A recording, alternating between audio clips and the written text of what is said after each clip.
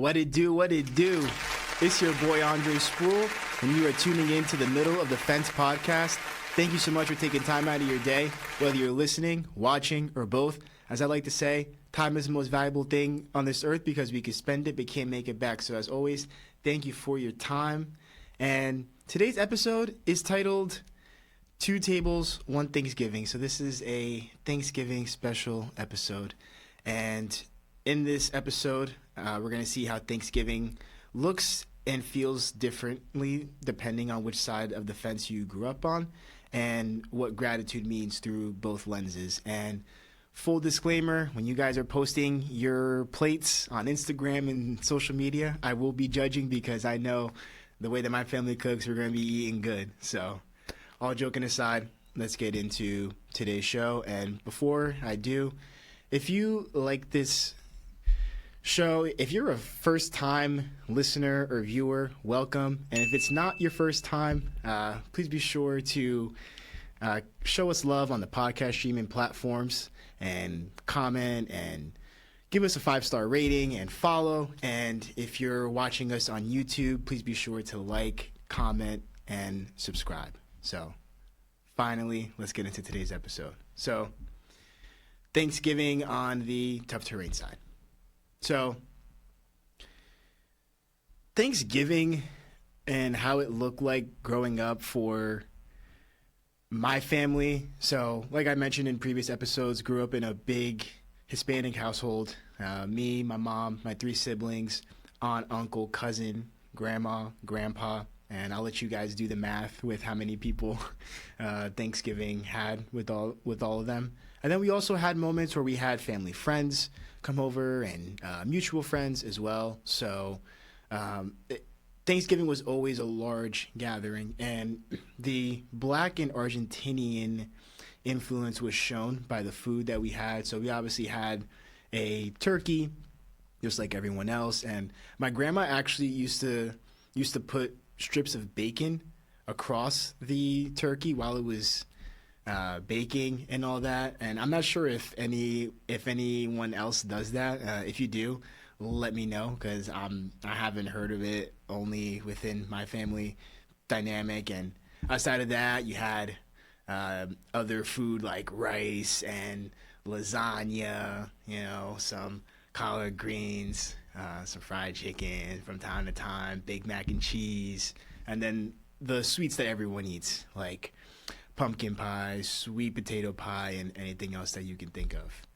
And my role with it was everything except the cooking, because I'm a pretty decent cook, but my family got that. But if they need me to set the table up, lift heavy things, or anything of that nature, I know my role. I stick to it. And despite that, Thanksgiving, how it looks like in a urban environment, is about making the most of what you have, just like anything else, especially in that type of environment. And it's shown through the homemade dishes, the extended family pitching in and finding gratitude through togetherness. And Thanksgiving wasn't about abundance of things, but abundance of connection. And personally, that's why Thanksgiving is my favorite holiday. First off, family, food, and football. It doesn't get better than that, first and foremost. And also, too, Thanksgiving is the time where you're truly gathered with your loved ones and those close to you and taking the time to express gratitude and what you're thankful for as you close the year out. So I just really, really love it. I know some people are Christmas people through and through, Halloween people through and through, but I am a Thanksgiving guy all day, every day. My favorite holiday, argue with your mother. But across the fence, that same day may carry a completely different rhythm. Same heart, but different world. So let's see how Thanksgiving looks on the Affluent Acres side of things typically. And on the Affluent Acres side, it's much more of a contrast. So you see larger gatherings and spacious homes, multiple dishes, fine wines, and things of that nature. But I do want to preface by saying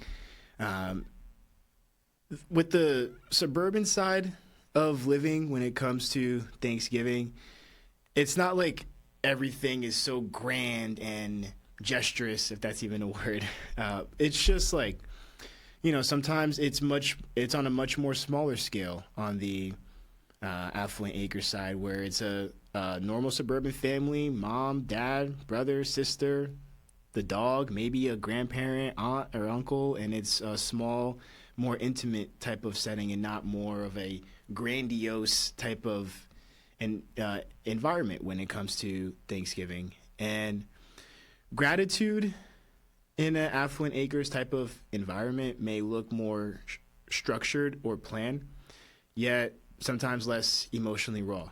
And sometimes people might focus on gratitude for career, stability, and comfort. So it's much more of a maybe not as much raw and deep emotion as you just naturally see more so on the tough terrain side, but the gratitude is there nonetheless. And one thing that I realized with Thanksgiving, but I just never saw it or anything like that. So obviously turkeys are a big part of Thanksgiving. Like when you think of Thanksgiving food, turkey's the first thing you think of.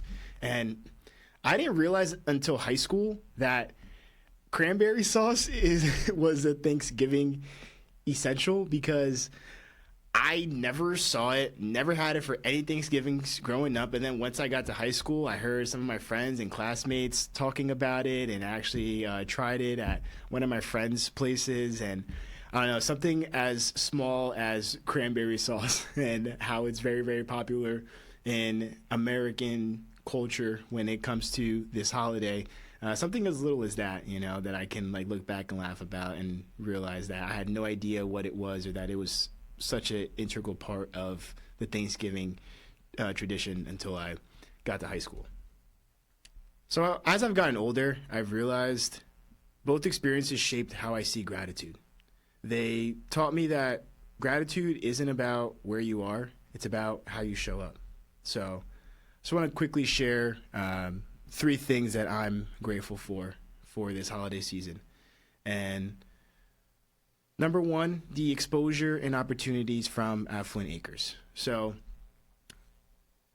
obviously growing up in a tough terrain environment, if that's all I knew and all I grew up in, my life would be dramatically different, and can't even imagine how different it would be. And throughout the episodes released so far, I've illustrated the clear access and opportunities that are on the Affluent Acres side compared to the lack thereof on the tough terrain side. But if it wasn't for the exposure and opportunities on that Affluent Acres side, I wouldn't have realized that there's more out there, and that the things that I'm going after are possible, and being in those spaces with people that have made something of themselves and things like that. So I really am grateful for that, because that dual upbringing really, really helped shape me into who I am and where I'm heading.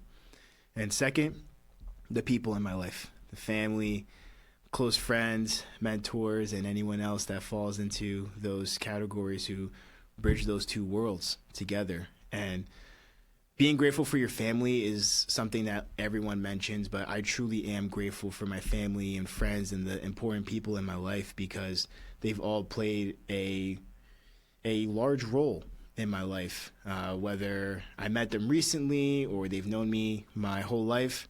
And I've been making it more of a point the last 1.5 to 2 years to make sure that I'm reaching out to them and seeing them, because our time with our family and friends is really limited. And let me give a quick example.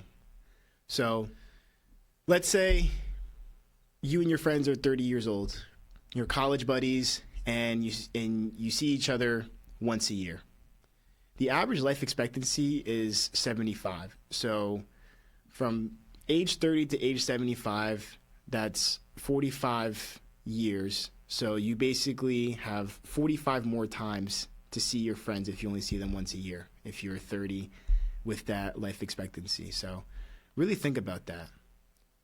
our time truly is limited. So if there's anything that I would say to you guys is be sure to cherish the time with the people close to you as much as you can. And third thing that I'm grateful for is I'm personally grateful for the growth that I've undergone in 2025, personally, spiritually, and professionally. And for those that don't know, for this year, I've given up drinking, and have stuck to it, and I'm really, really proud of it. I prioritized my health and finally launched the podcast this year. And there's been a lot of other sacrifices that have been taking place so far this year, and I just am really, really grateful that I've been able to stick to it and see the vision and continue marching on and fighting the good fight and trying my absolute best, which is all that we can do at the end of the day. So thank you guys for tuning into this episode. And if you like this episode, please be sure to continue showing us love on your favorite podcast streaming platform.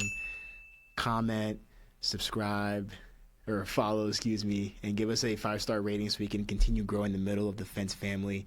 And if you watch us on YouTube, please be sure to like, comment, and subscribe, whether you watch the full episodes or you're just really into the clips that are put out there. And again, guys, as always, no matter what side of the fence you grew up on, we're all more alike than we think.